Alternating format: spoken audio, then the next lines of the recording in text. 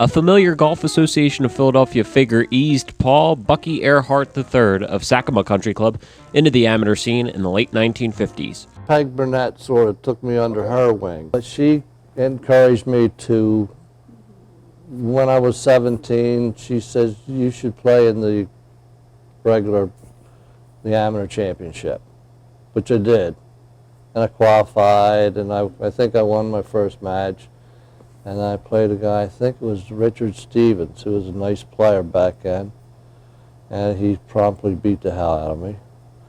But that was my start. I think I had the type of golf swing that must have impressed people because I was always encouraged. In 1958, Erhardt headed to the University of North Carolina and played on its golf team. On the heels of a budding collegiate career, he turned professional and joined Saucon Valley Country Club as an assistant. My endeavor was not to go on the tour. My interest was in being a club professional. Unfortunately, I didn't get the experience that I was looking for, and so I got out of golf. After regaining his amateur status, Erhardt re-entered the tournament fray. He qualified for match play in 11 Gap Amateur Championships. Erhardt's best performance came in 1970, when he earned medalist honors in the qualifying round and battled his way to a semifinal bout against good friend and fellow legend R.J. Siegel. I don't think Jay had a whole lot of problems that day. I don't think I played real well, and if you're going to beat Jay, you better play damn well. You know, you can't have a poor round and beat Jay. Although the Jay Wood Platt Trophy eluded Erhardt, he did find success in the Open Championship and Patterson Cup. He earned low amateur honors in the 1971 and 1976 Open, respectively. Erhardt experienced a Dewey defeats Truman moment in the 1978 Patterson Cup. I shot 142, I think it was, and I left, and I was with Eric Stevenson. We were going out to Lebanon to play in a tournament out there that he and I played in for a number of years. And I got the paper the next day and saw that I tied. I said, Jesus, you know, I played awful good. 142 was a damn good score. And just bowlings. I said, my God, who is he? And he and I were, I think, 5 shots ahead of the next guy. And we happened to be tied. Then we played at, playoff was at Old York Road. And I think he beat me 73-74. I think that's what it was. He's a good player, nice kid, like Charlie. And he's gone on to do quite well, so I was just another notch on his belt. Erhardt did find Patterson redemption in 1980 when he carded a tournament record 137 at the Springhaven Club en route to victory. The Patterson Cup, I had a very young caddy, like 12 or 13. And I finished my first round. I had hit it as good as I could hit it, and I shot 72, and I fired my caddy. Now, I don't do that very often, but he was a young kid.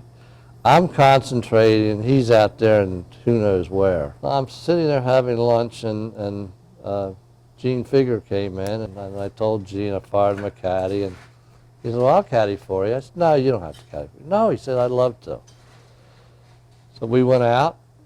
Front 9, I double bogeyed 1 par 5. I think it may have been the 8th hole.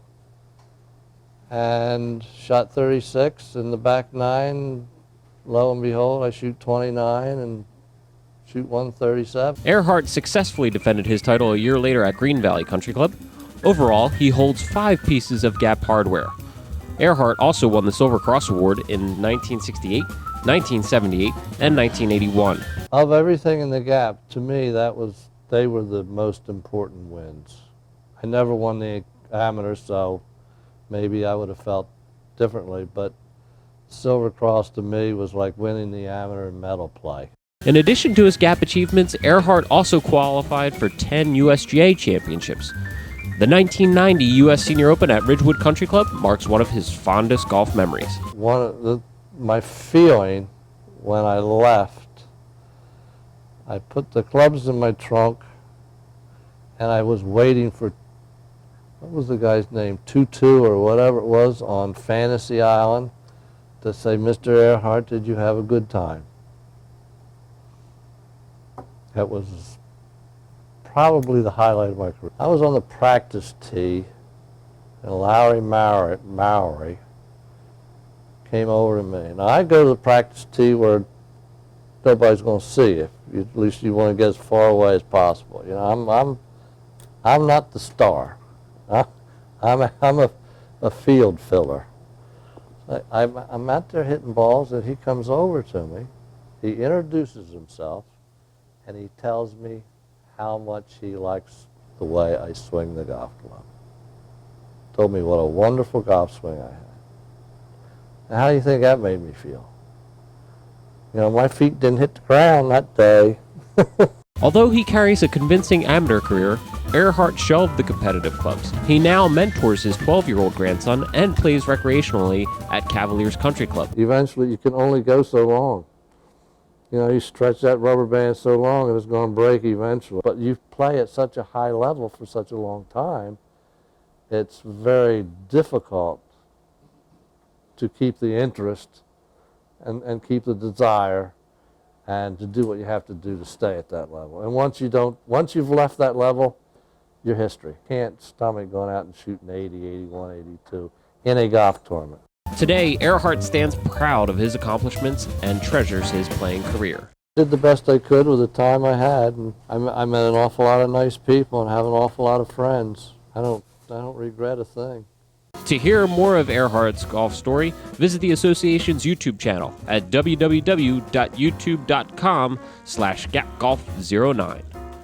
For Gap TV, Tony Regina.